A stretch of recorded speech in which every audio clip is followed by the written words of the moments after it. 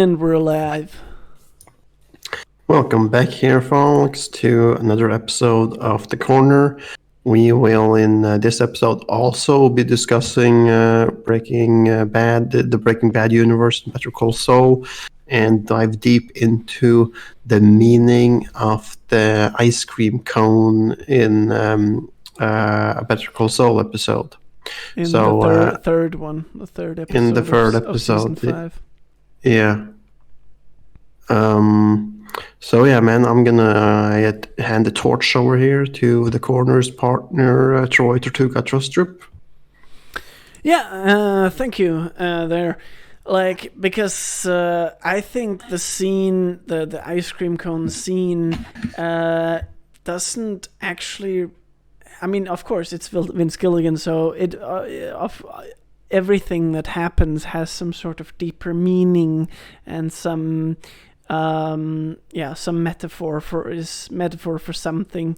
But I actually like to just watch it with the philosophy of it's not everything has to mean something. So you could just have this sequence of a bunch of ants swarming around. I'm talking about the beginning of episode 4 here, in season 5, where the ants are just swarming the ice cream cone, and of course it has a meaning. But you could just watch it as just just to clear your head, man. It's just that's what it is. But I know it. Yeah. I know, of course, it has a lot of it is. I'm going to give my thoughts on the ice cream cone after we are done reading the article. Yeah. But you were the one who wanted to start, and we're reading this article from Reddit. Yeah, exactly. And I thought we can read it, and you can see we have a poster here from AMC. This is from the new season as well. Not so much special about that. Or is there? The poster. Yeah. I can't see your screen, man. No, I'm just talking about the poster that's next to the article. I can't really see the poster on my screen for some reason, but you're talking about the poster with in pieces, right? Yeah, exactly. Yeah, well, that's kind of special. Where he has a green tie, marine blue almost. And then the piece where his heart should be is missing. What? Yeah, the piece where his heart should be is missing. Yeah. Right. That's where the heart is, right? Yeah. That's gone. Shit, man. So that's keen observing right there. Actually, that's also. I mean, that just proves what I just said. Nothing happens in these shows, Better Call Saul and Breaking Bad, without it having some deeper meaning. Even if you want it not to have a meaning, it almost always has. I want to take another insertion there and say, remember the scene where he is escaping in Breaking Bad, having Francesca, just immaculate all the shit and stuff, right? That's also in Better Call Saul, though. That's not okay. Then that's my fault. But yeah, then that's in Better Call Saul, and he tells Francesca to dump the immaculated paper in dumpsters at least 5 miles apart. Yeah. Right? Proving his paranoia. No. It's a callback to how he to how he managed to piece together the Sandpiper case. Because there he found all the shit in the same dumpster, right? Or the nearby dumpsters. Yeah. Shit, man. So that's why he is actually telling her, to dump it 5 miles apart, because then he can be sure that nobody can ever put this evidence together against me ever again. And that is also like, once again, it shows how great these shows are, that they go into this much detail with it, and that everything has a purpose, because this is not a scene that was shot during Breaking Bad. It is actually it is a part of season 4 that they shot when they were shooting Better Call Saul season 4 as well. So just shows how, and you can't see how young / old he is, because they have, with their makeup and with all the tricks they used for it, it went into so much detail to make this scene look the exact same way as it did in Breaking Bad, and that's just amazing. Yeah. All right, so let's get to the ice cream cone and reading that off. You haven't said what you think it's supposed to be. Well, like very. I was like thinking I would say it after, but I can say it in front. That's in front of before we do this. Yeah. I think that the ice cream cone is representing the goodness of Jimmy melting away. Also, with a hint to the picture there, that was where the heart was missing. Because in the beginning of this episode, he is like just doing his like normal Jimmy stuff, representing people going to court and stuff, and that's when he is getting grabbed, right? He's getting grabbed either on the way to the courthouse or on the way from the courthouse or something. It's from the courthouse. Yeah. It's from the courthouse, yeah. But at the end of the episode, he is a bona fide friend of the cartel. Yeah. He has gotten deep into the cartel world, and he goes to that derby track with Nacho to meet Lalo, right? Yeah. Where Lalo is driving circles, and Jimmy so nice as always, like saying, "That's a fine vehicle, sir." That's a thing of beauty. And that stuff. Yeah, I must say you're right on the money there with this thing. Because like I've pre-read a little bit of this article already, and that is some of the underlying thing that they're talking about. But I think actually the beautiful thing of the show is that you could also easily watch the scene and like make a much bigger perspective than just an intertextual an intratextual reference to the show. You could also make an intertextual reference to many other shows, but you could also make draw a perspective out into society, where you say like the ants are just all the people that are flocking around the little wealth that is in the world, which is represented by the ice cream cone. You could draw that kind of parallel too, but obviously that's far-fetching it a little bit more. But yeah, it's so interesting how many parallels you can draw in this show. Yeah, for sure. It's amazing. But let's just get into it, because this is a very nice archived thread that we have here on Reddit. And who knows? Like, we might change our opinions after we have read it. Yeah, exactly. I mean, I adjusted my opinion a little bit. But let's see. We have here from Mr. Nice Guy 268. Who writes, this is 6 months old, but that doesn't make it any less true, though. And he was upvoted 23 times, so all credits to this guy. When we think of an ice cream cone, we think of childhood. I don't, but yeah. When we think of childhood, we think of innocence. This ice cream cone was Jimmy's. I believe the ice cream cone symbolizes Jimmy's innocence. Up until now, Jimmy would use questionable tactics, but usually towards a morally pure end. When Ignacio picks Jimmy up and he puts the ice cream cone down, this is the moment where he lets go of his innocence. The immediate next scene, which is the intro of the next episode, are ants first one, but then many devouring the ice cream. No, first one, but then many devouring the ice cream. Not just any ants, fire ants, which are known to be the most dangerous and vicious. The ants obviously represent the cartel players if the symbolism is purposeful. When we revisit the ice cream after Jimmy has executed an operation for Lalo, the ice cream is a devoured, disgusting mess full of fire ants. As we already know, once this cartel business is through with Saul Goodman, the innocence of Jimmy McGill will have been completely disgustingly taken apart. From this point on, Lalo and his successors will be devouring Jimmy's soul. Okay, and then I will continue reading from Cheren Matsumoto.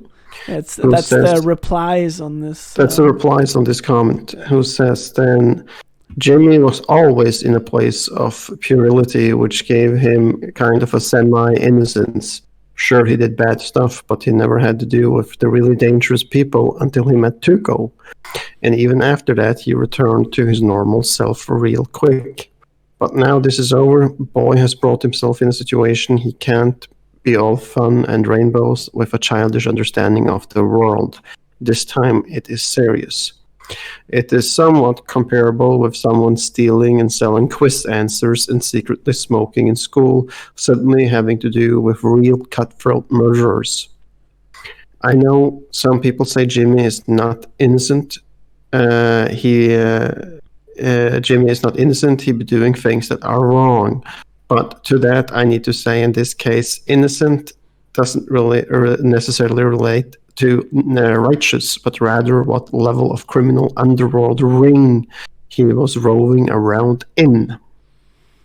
And then Fragrant Bicycle 7 comes in with another reply to that, where he says, the prior episode, I think he was under the impression that this new Saul persona would be about fun and games. He gets to cheat an enormous bureaucracy to get speedy justice for his new clients. From a certain perspective, he's basically the good guy.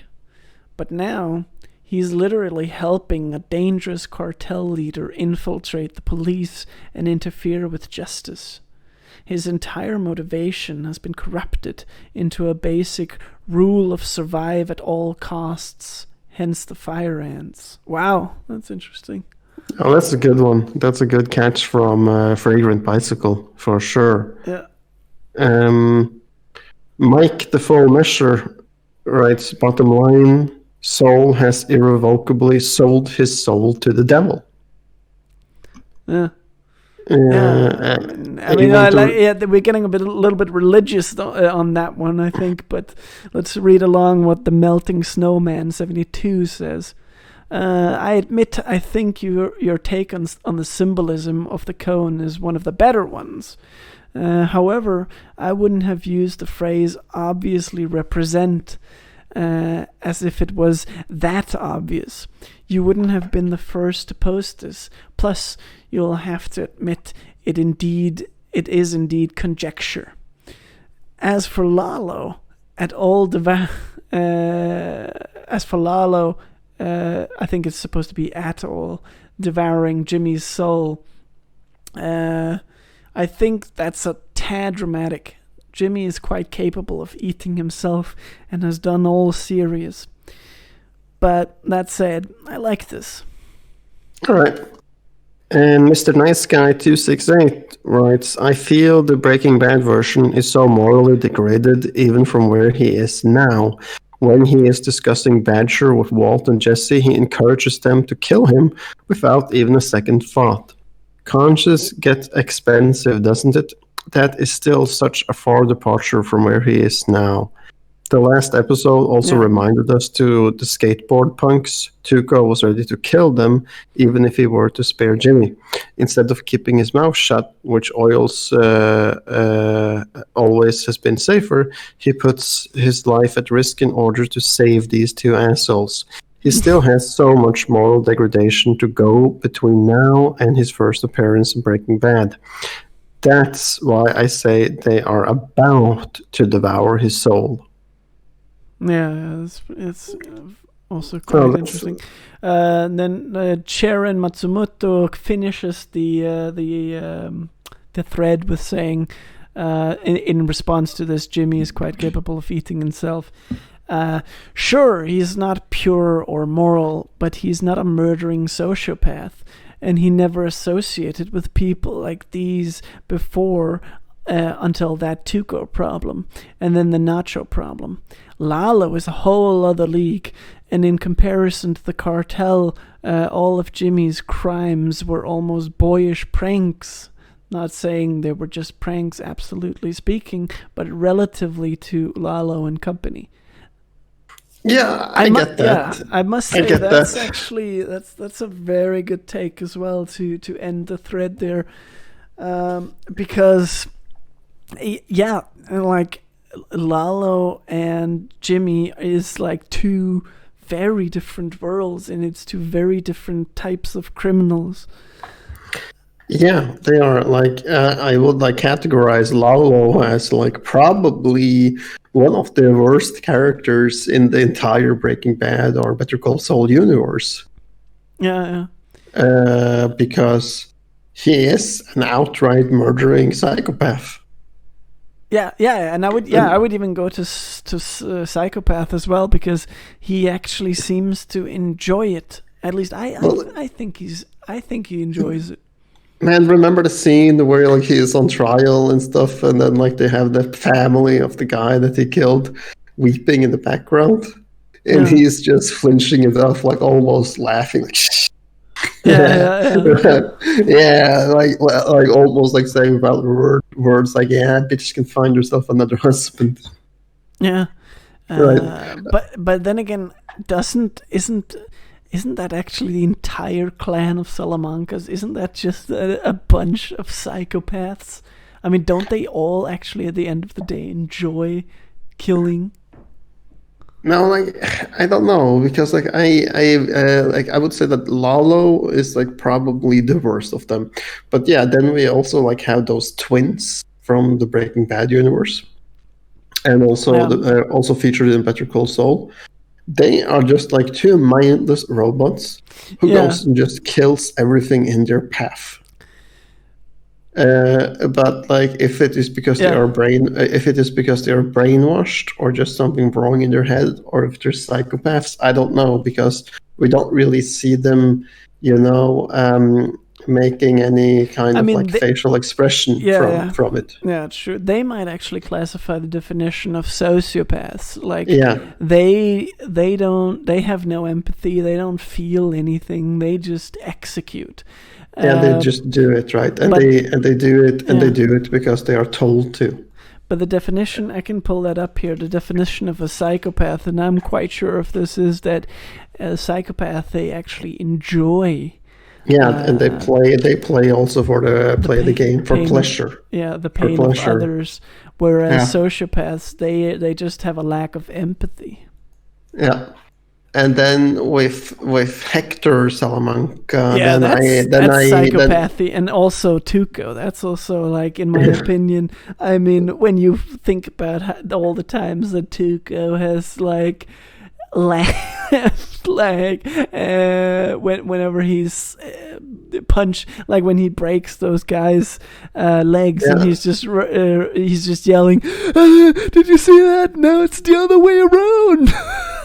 Yeah, but like to the other Salamancas, when he's ever mentioned, or the Lalo, then they kind of like see Tuco as slightly less intellectual than them.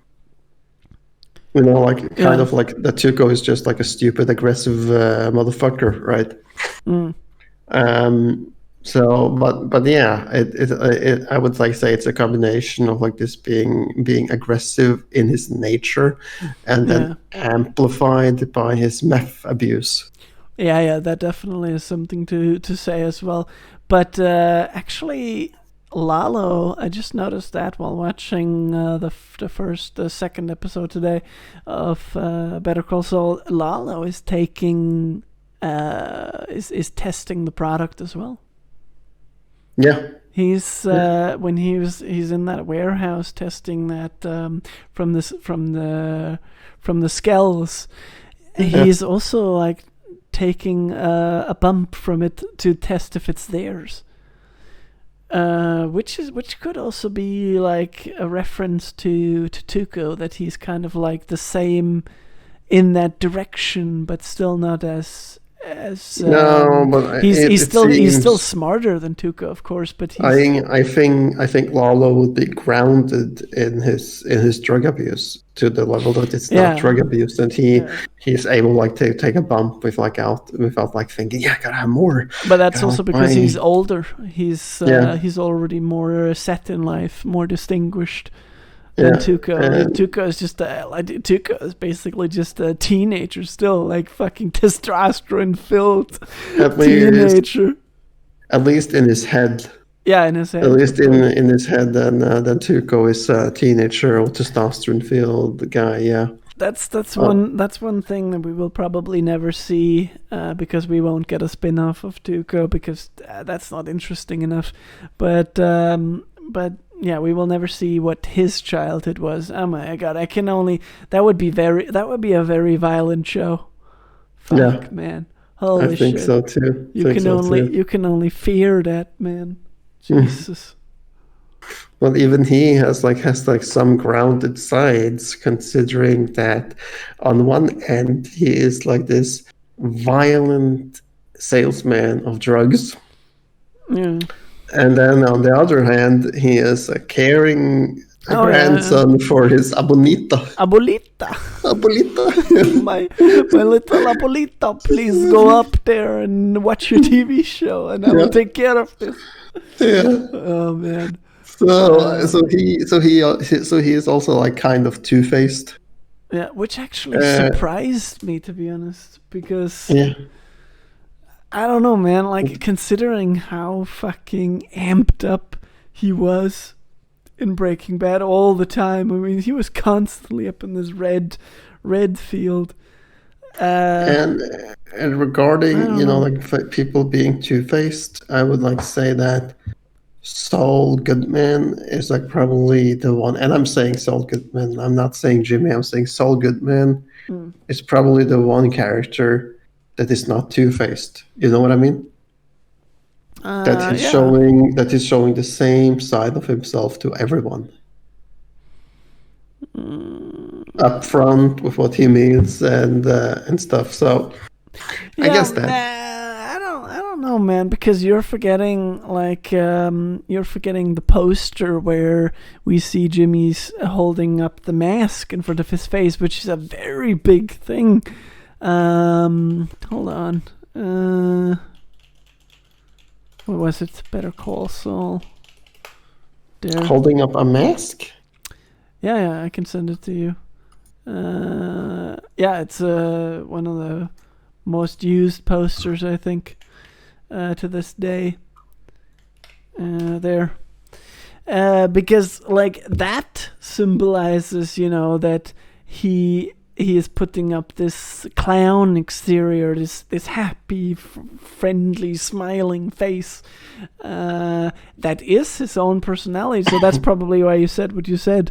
It is his own personality, but he's always going to hide the anger and resentment against Chuck that he has underneath the skin. And in this episode with the ice cream cone, he has put that persona, he has locked that into a fucking box where it will remain where yeah. it will remain until Gene surfaces. I mean, Yeah. like When Gene surfaces, then he's like kind of like just the guy in the background there, not smiling. Yeah, exactly. Yeah, So during that entire time where he's Saul Goodman through Breaking Bad and through the gap that there is between season 6 and Breaking Bad and season 6, he has locked that Chuck persona, that hurt, angry, depressed Chuck persona, that is locked away in a box, completely down below his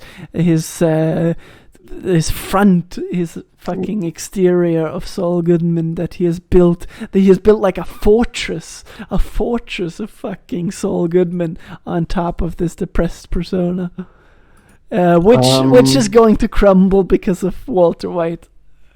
Was that how is that for an image? How is that for a metaphor? That's a really big metaphor, and like really good good spot there from you. What do you think that he will ever return as Saul Goodman? After Gene, you mean? Yeah. I don't know, man. I don't know if he has it in him, because like considering all the shit that he's been through, first having all the shit with Chuck, having been forth and back of, do I trust my brother? Does my brother trust me? Does my brother hate me? Does my brother not? Blah, blah, blah, yada, yada, yada. Now I lock that shit all away. Now I'm just gonna go out and fucking be smiling and happy, almost be sociopathic anyway, and just fucking lock that depressed persona away for years, for 5 years. Until then that fucking fortress is crumbling around me, and now I have to fucking basically live as a fucking manager managing some fucking cinnamon store. He's already been doing it for 5 years. Yeah, but I'm just thinking of all the dramatic changes that have happened. It's almost at the level of Jesse. Actually, but not quite, but almost. Because he hasn't like really witnessed so much shit up front as he did. No, but he has seen Tuco break two guys' legs. He's seen a lot of shooting, like in the desert in Bagman. Yeah, he had some PTSD from those events, but I think he got over it, Yeah, I think so. I think also I don't think actually Gene has at least not that hard of a PTSD as Jesse.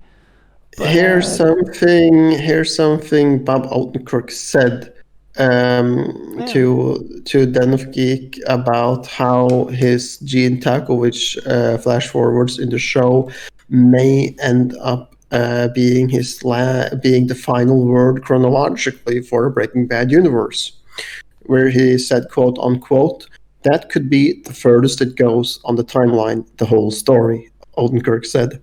On the other hand, you never know. I don't know if Gene is the last iteration of the character either, because if he were to come out from hiding, I don't think he can keep that name. So we will see what happens.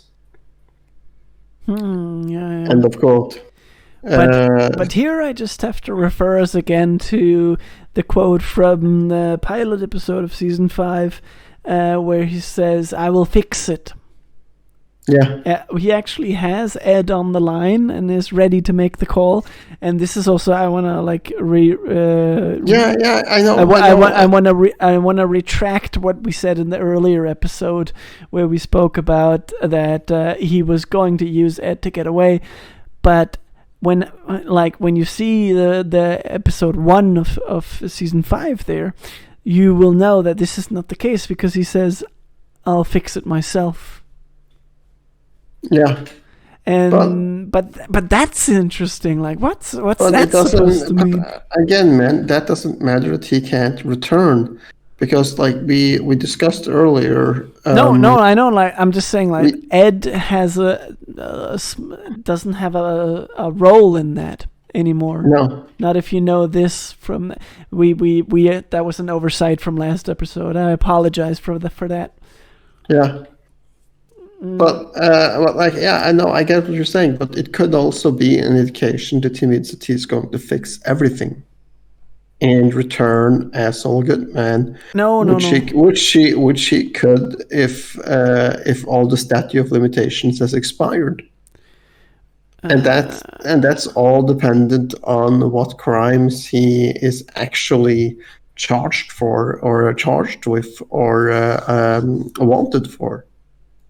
But we don't know that. Like, as to that, at this point, we can only speculate. But I'm still holding fast on that it could only be money laundering, because I don't think that like they have anything else on him, considering that he destroyed every shred of evidence from the office. Had Francesca dumped those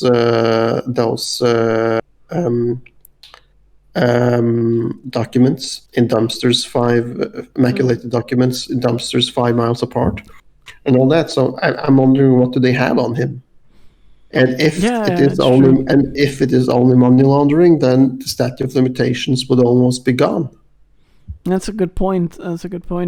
But my point is just that I don't think we will be seeing Ed again.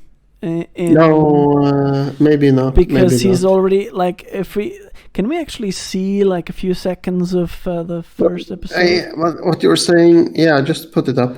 Or no, wait. Even better. I will be playing the. You can hear it in the background when I play it on Netflix here. So let's see. I can even stream it if you want to. Yeah.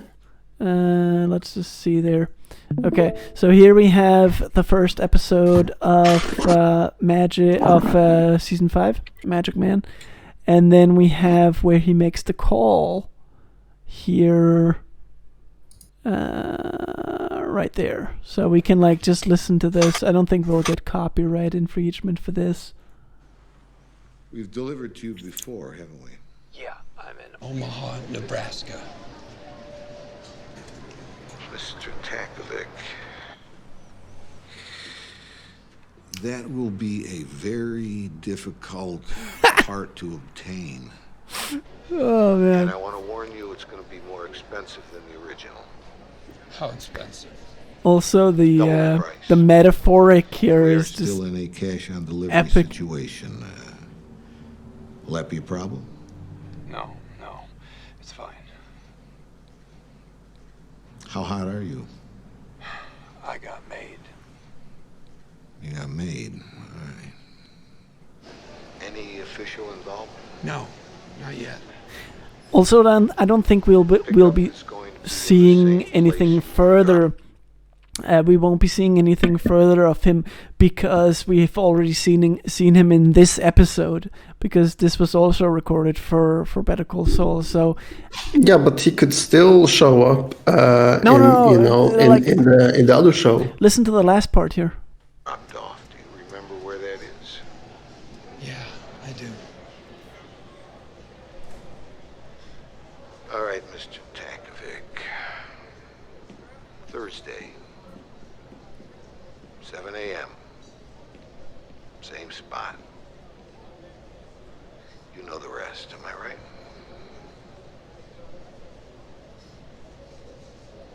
Mr. Takovic. Still there? I've changed my mind. Change your mind. Yeah. To be clear, you are not going forward with this. I'm gonna fix it myself. Yeah. Oh, bam! He slammed the phone. Exactly, which is why you don't hang up on Ed like that and then fix everything for Ed. Nah. Ed is out of the picture now, in my opinion. Yeah, but couldn't he still be part of the show, like regarding disappearing other characters in the Better Call Saul timeline, and not the Gene Takovich timeline? Oh, you mean like Kim? Yeah, Kim or whatever, right? Yeah, but why does Kim need to be disappeared? I mean, No, Kim, that will depend on what happens in season 6 because It does. It does. It could also just be not show. Like that's my money. Like if Ed shows up in No. season 6, then it's either Kim or not show. But my money is still on that Kim's gonna get institutionalized. I'm giving it like a 70-30 chance that like 70% chance Kim gets institutionalized, Yeah. 30% chance that 20% chance that she uses Ed to get disappeared, and a 10% chance that she just outright leaves because she gets sick of Jimmy or burned out. Yeah. But then again, that begs the question: where does Saul actually know it from? We've never really figured that out even. So that's why I don't know actually. How would Nacho know Ed?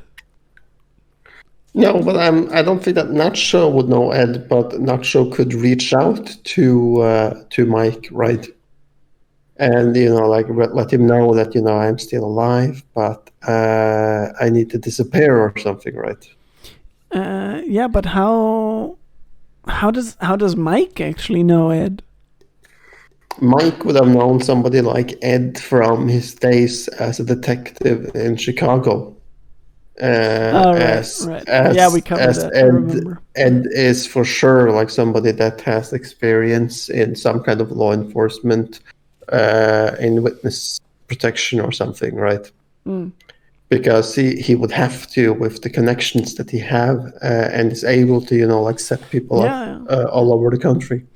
Well, I'm not saying it isn't possible. It's not plausible.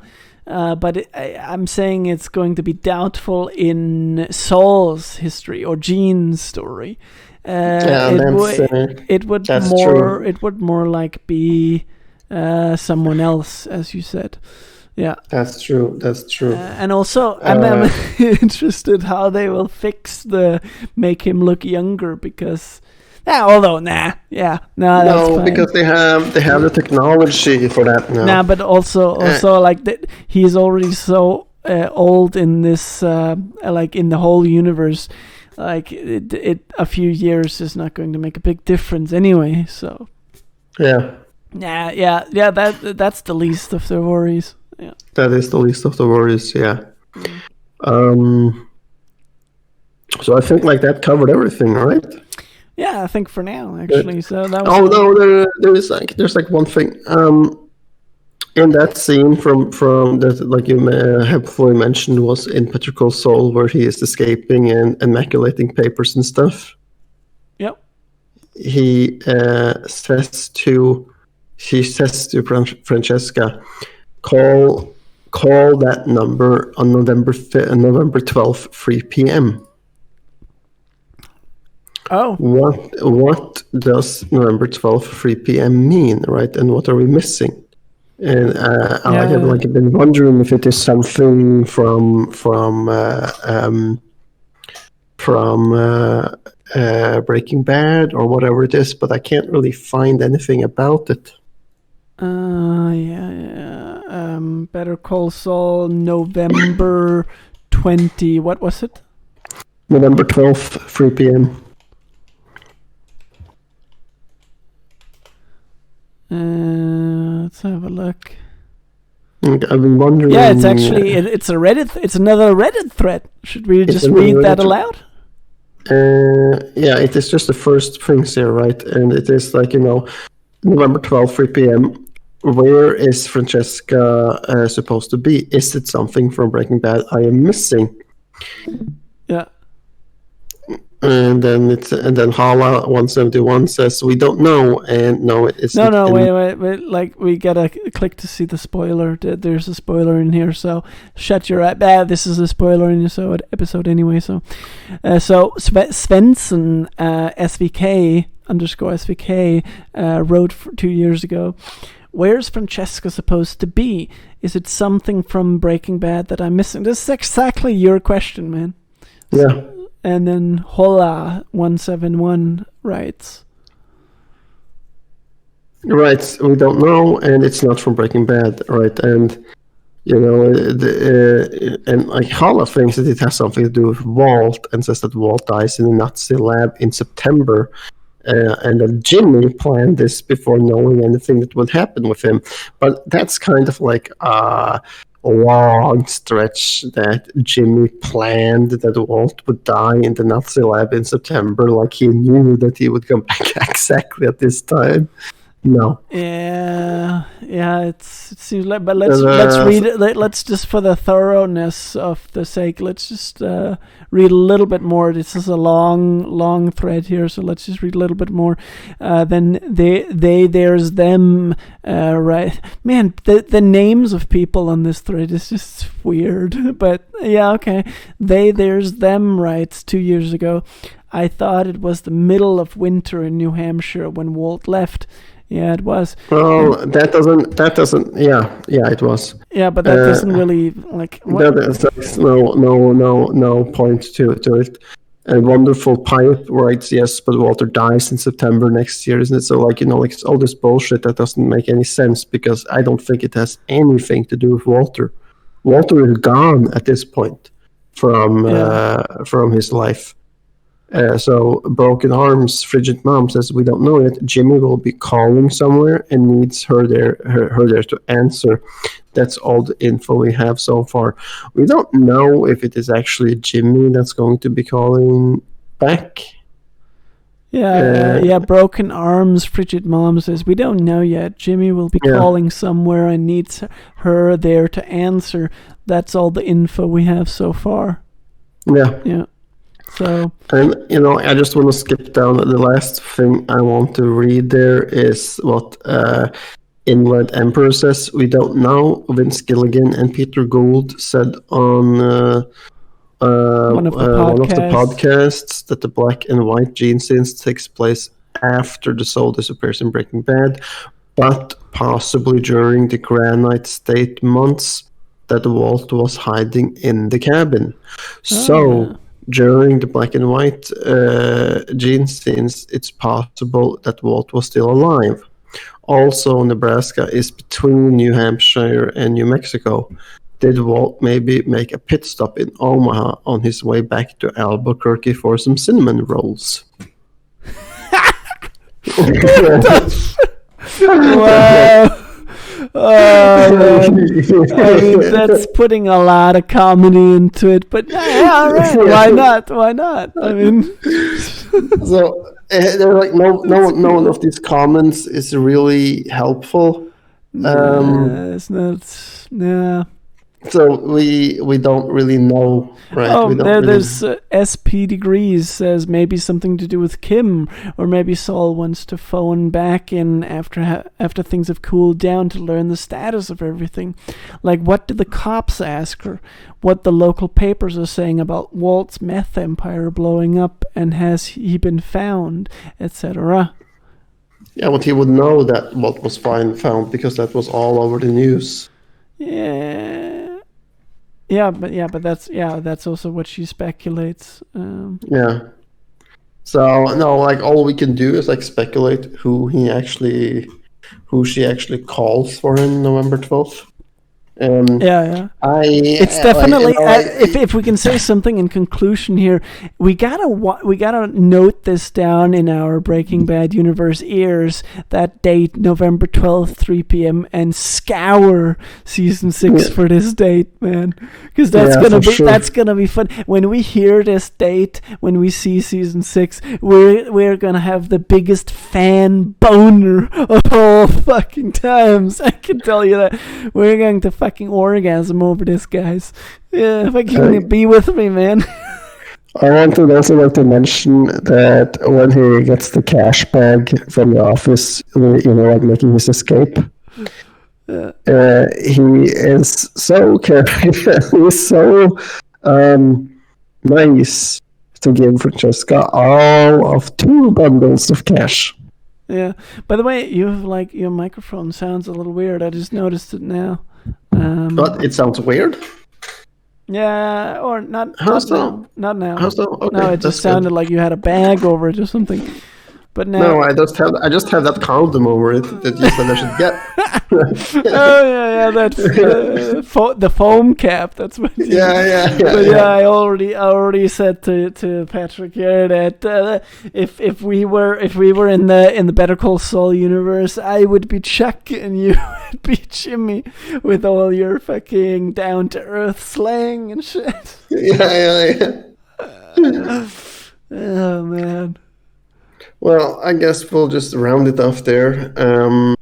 One more thing I wanted to get in here into this episode was that a big major theme in the artistic editing and in the artistic creation. No, hold on. In the artistic creation of the show is what do you call it? Asymmetry.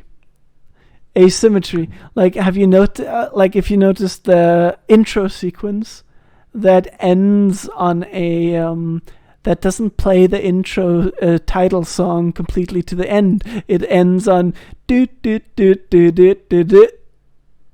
Oh, well, I hadn't noticed that. Oh, you hadn't? Wow, but that's a big part. Like, and that's I think it's very, very beautiful because it shows the awkward side of life. It shows the odd sides of life, that life isn't symmetrical in a way. Life is chaos. Life is broken. Life is asymmetrical, and that is a consistent theme throughout Breaking Bad and Better Call Saul. And I think that's kind of beautiful in itself. Asymmetry is beautiful in itself. For sure, man.